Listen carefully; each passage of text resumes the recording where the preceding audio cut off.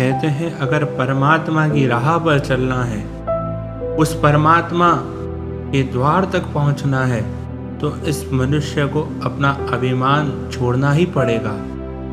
प्रसंग आता है कि भगवान द्वारकाधीश अपने राज सिंहासन पर बैठे थे, वहीं सत्यभामा, गरुड़ और सुदर्शन चक्र भी बैठे थे। भगवान को देखकर सत्यभामा पूछने लगी कि भगवान बताओ, क्या जितनी सौंदर्यवान मैं हूं, क्या उतनी सुंदर सीता भी थी? और वहीं गरुड़ भगवान से पूछने लगे कि भगवान बताओ, जितनी रफ्तार मेरी है, क्या उतनी रफ्तार और किसी की है? और वहीं सुदर्शन चक्र भगवान से पूछने लगे कि भगवान बताओ, जितना बल मुझ में है, क्या उतना और किसी में है? तो भगवान सोचने लगे कि इन तीनों के अंदर अभिमान प्रकट हुआ है। कहते हैं कि जब भी भगत के मन में अभिमान आता है तो उसे स्वयं भगवान ही दूर करते हैं।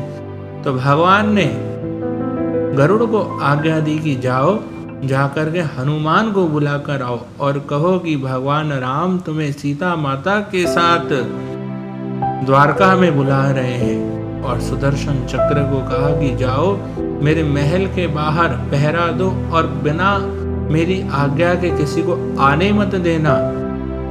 गरुड़ पहुंचा हनुमान के पास, हनुमान को कहने लगा कि आज भगवान ने तुमको याद किया है। हनुमान ने मन में सोचा, मैं भाग्यवान हूँ, भाग्यशाली हूँ कि आज मुझे भगवान ने याद किया। तो गरुड़ हनुमान को कहने लगे कि चलो मेरी पीठ पर बैठ जाओ, मैं तुम्हें ले चलता हूँ। हनुमान ने कहा नहीं, तुम चलो, मैं आता हूँ। गरुड़ मन में सोचने लगे कि पता नहीं इतना बूढ़ा है, कब चलेगा, कब पहुँचेगा। और हनुमान सीधा भगवान के महल में जहाँ पहुँचे, हनुमान को देख करके भगवान पूछने लगे कि हनुमान तुम यहाँ अंदर आए, तुम्हें किसी ने रोका नहीं? तो हनुमान ने अपने मुख में से सुदर्शन चक्र निकाल के दिया, कहा कि भगवान इसने मुझे रोका था, परंतु आपका आशीर्वाद है इसके ऊपर, इसलिए मैंने इसे कुछ कहा नहीं और मैं आपके पास पहुंचाया। और पीछे से गरुड़ क्या देखता है कि मुझसे पहले यहाँ हनुमान पहुंच गया है। और हनुमान भगवान को कहने लगा कि भगवान एक बात तो बताओ, आज आपने अपने पास में किस दासी को बिठा कर रखा है?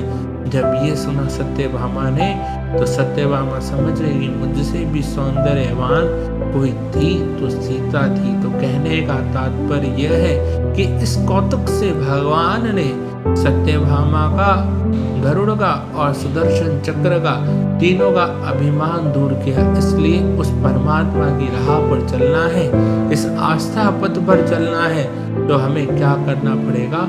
अपना अभिमान त्यागना पड़ेगा।